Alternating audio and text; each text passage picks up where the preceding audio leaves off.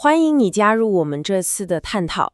今天啊，咱们来深入聊一个，你可能也挺有体会的中文学习困境，就是吧，语法规则好像都懂，你看书、做题、考试可能都没问题，但真到要开口说话的时候，就感觉这个舌头打结了，要么就是词不达意，要么句子乱七八糟的。反应总是慢半拍。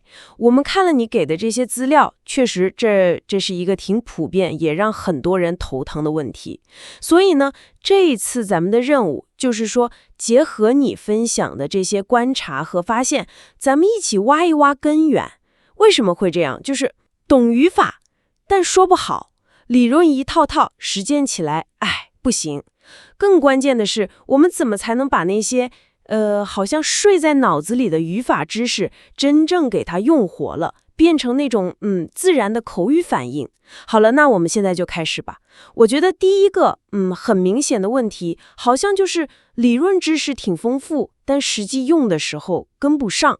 你给的材料里也反复提到这点，对吧？很多人能比如说解释把字句没问题，或者比较句怎么构成也知道，做选择题很准，但轮到自己说话，比如说即兴描述个事儿，或者跟人讨论个什么，这些规则就好像不见了，或者说调不出来。这是不是就因为练得少啊？还是说有更深层的原因？这个问题确实很有意思。它不完全是，或者说不只是练习量的问题，更重要的可能涉及到我们大脑处理信息的方式真的不太一样。你可以这么想，知道规则呢，就好像你在电脑里存了个文件，你需要的时候能找到它，打开看看。这是一种相对比较静态的被动的知识调用。比如做卷子，你有时间去想，去核对，但是用规则去说话就是完全不同的一个操作了。这要求大脑进行一个怎么说呢？非常快速的动态的 online 处理。你得一边听懂对方在说什么，一边呢构思自己要怎么回，然后还得从你那个巨大的词库里捞出合适的词儿，再按照语法把它们实时的组装起来。同时还得顾着发音、语调什么的。这个认知负荷其实是非常大的。对，哇，这么一说确实很复杂。所以光是知道规则，就像你已知道了汽车所有零件的名字和功能，对吧？但这不等于你就能马上把它组装起来，还能开走。如果缺乏足够多的，而且是有意识的、针对性的那种组装练习，也就是咱们说的口语输出练习，那大脑里就没法形成那种高效的自动化的神经连接。结果就是一到对话的时候，稍微有点紧张，或者那个话题稍微复杂一点点，大脑就容易卡壳了。对，他可能就优先去处理听懂和想内容了，那个语法规则文件就被暂时放到一边，或者说那个调取速度跟不上了。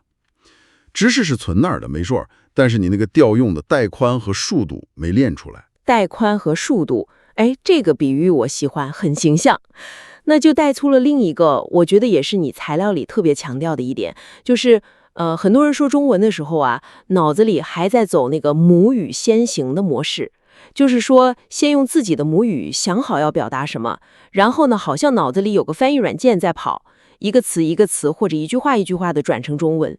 这个过程听起来好像挺顺理成章的，但这似乎是很多问题的一个大坑。没错，这确实是很多学习者，尤其是可能是成年以后开始学的一个特别难改掉的习惯。但问题就在于，语言这东西它真的不只是词和词的简单替换，每一种语言它都有自己一套独特的，可以说是出厂设置吧。它底层的那个思维逻辑语序的偏好表达习惯甚至看问题的角度都可能不一样。思维方式不一样。对，所以你硬要把母语的那个框架去套中文，就好像你拿个方的模子去压一个圆的面团，那结果十有八九是变形的，看着别扭。比如说吧，像英语可能它就比较习惯主谓宾结构，逻辑词用的特别多，对吧？对。但中文呢，可能更依赖那个意合，就是意思上的连接，语序相对灵活一些，有时候位置本身就传递信息了。你要是在脑里先构建一个特别标准的英文长句，然后硬给它翻成中文，那结果很容易就是那种，翻译腔特别重，对，听着就不地道。思考的能力，这是非常关键的一步。用中文思考。但这也不是说让你完全不想母语了，那不可能，而是指你在要说话的时候，试着直接去调用中文的词、中文的句式、中文的表达习惯来组织你的想法，尽量绕开那个翻译的中间步骤。绕开它。对，但这需要什么呢？需要大量的输入，还有有意识的去模仿，去感受和内化中文它自己的那个逻辑，而不是老想着，我母语是这么说的，中文应该怎么对应过去。有道理。说到这个地道，就自然到了下一个点了，就是我们可能在课本上学的语法，跟现实生活里大家真正说话的方式，好像不太一样。教科书可能教的特别标准、特别完整，甚至有点书面化，但你随便打开一个电视，或者就听旁边人聊天，会发现好多说法好像不太按那个规矩来。这个会不会让学习的人觉得，哎呀，我学的好像不太对，或者有点懵？这绝对是一个非常重要的问题，而且在学任何语言的时候，可能都会遇到。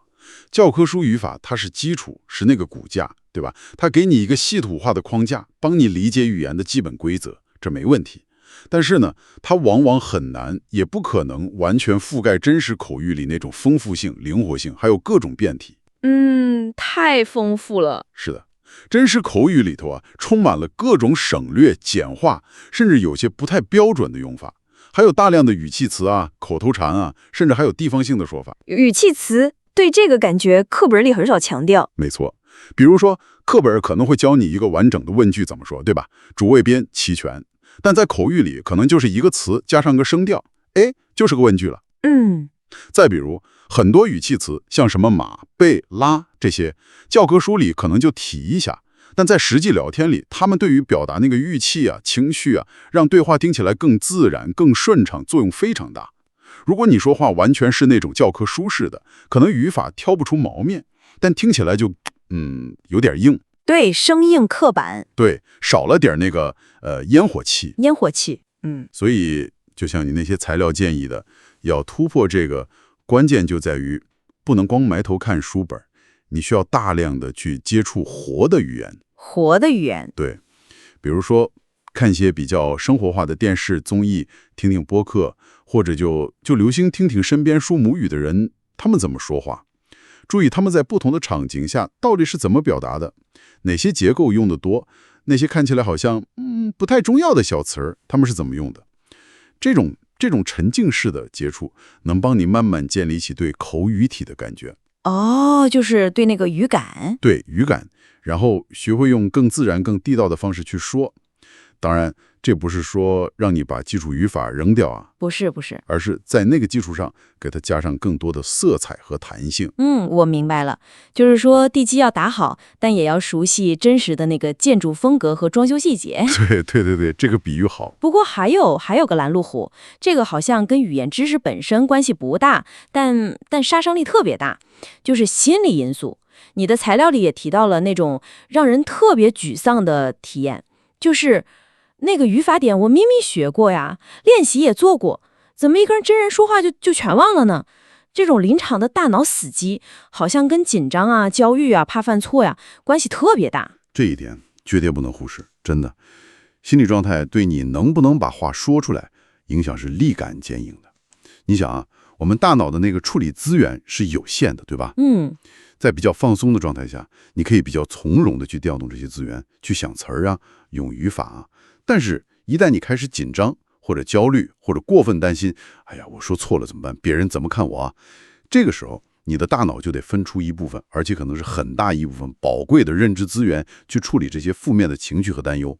被占用了。对，被占用了，就好像电脑后台开了太多程序，那个 CPU 啊，那个处理器啊，被占满了。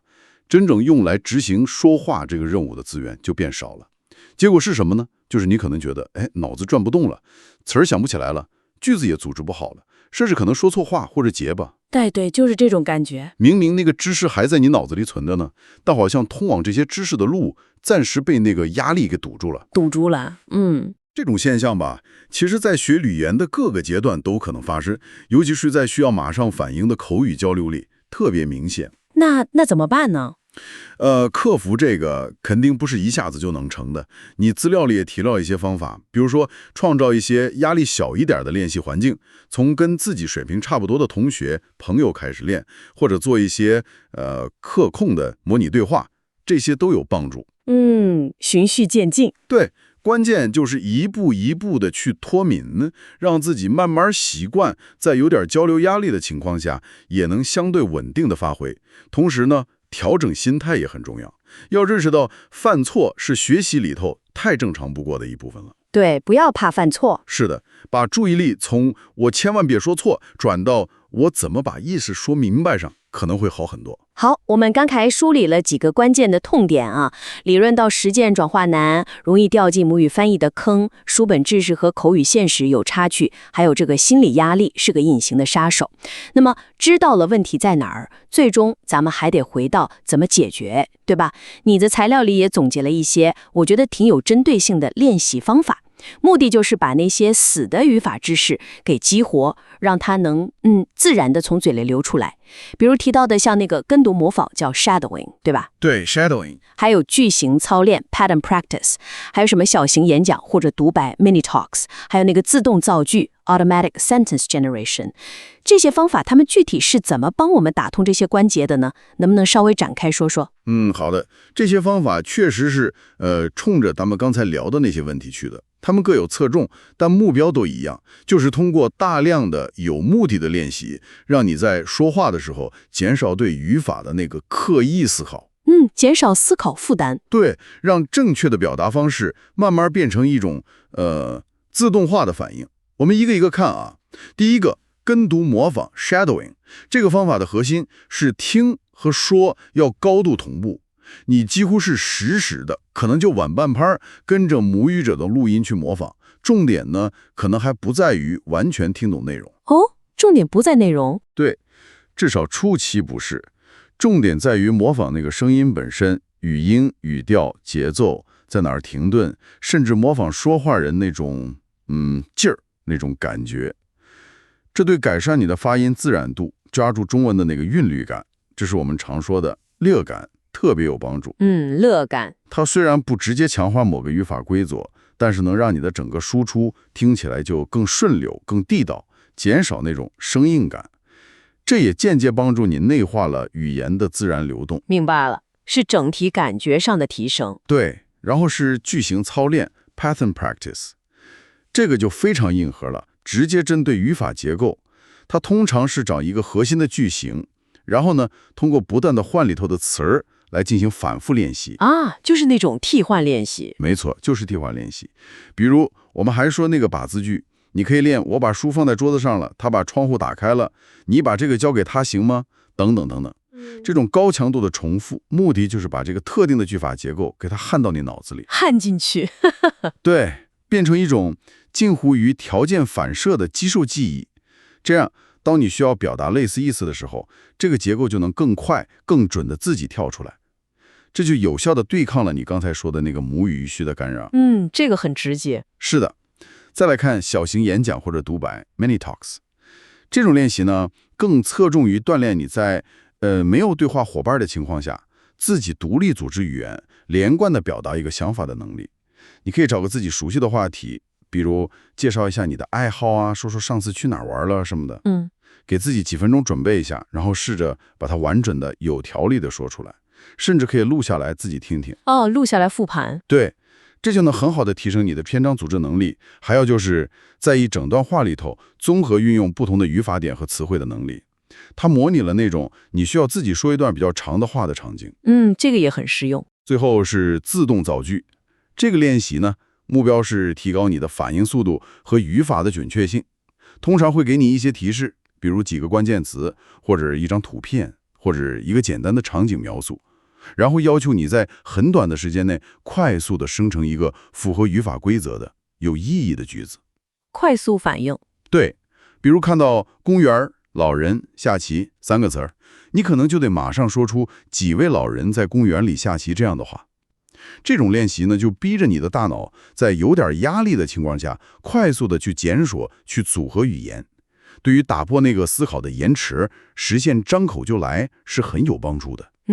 所以你看啊，这些方法其实是从不同的角度切入的，分别锻炼你的语音语调、核心句法、篇章组织能力和反应速度。它们的核心逻辑都是通过大量的有针对性的用来弥补那个学和用之间的距离。最终的目的就是让语法知识真正为你流利的口语表达服务。关键在于得坚持练，而且要找到适合你自己的组合方式。非常清晰了。今天我们真是借助你提供的这些宝贵资料，深入的把懂语法却说不好中文这个让很多学习者都头疼的问题给好好剖析了一下。我们一起探讨了背后的几个关键原因，从知识到应用的那个最后1公里不好走，母语思维的惯性还在干扰，课本跟现实口语有点脱节，还有就是开口时候的心理障碍。但更重要的是，我们也看到了希望，对吧？通过像刚才说的什么跟读模仿、句型烧练、迷你演讲、自动造句这样一系列具体的有针对性的练习方法，是有可能一步一步的把你脑子里那些静态的语法规则变成能张口就来的自如运用的口语能力的。希望咱们这次的深入探讨啊，能为你接下来的学习带来一些实实在在的启发。最后呢，也留给你一个问题，可以回去再琢磨琢磨。结合咱们今天聊的所有这些，还有你自己的学习体会，你再回顾一下这些练习方法，跟读、句型操练、迷你演讲、自动造句等等，在你看来啊，哪一种或者说哪几种方法的组合最有可能成为你个人用来打破那个先想母语再翻译成中文，最后才开口说的那个破局点呢？有没有可能根据你现在具体的情况，比如说你的弱项主要在哪？你每天大概能有多少时间投入练习？你对哪种练习方式感觉最能接受，或者最有效？来设计一条真正适合你自己的个性化的而且高效的练习路径，从而能加速这个从懂到会说的转变呢？这可能啊是你下一步可以深入去探索和实践的一个方向。一个非常好的思考题。非常感谢你分享的这些深刻的见解和这些资料，让我们能有这样一次我觉得非常有成效的交流，也谢谢你的收听。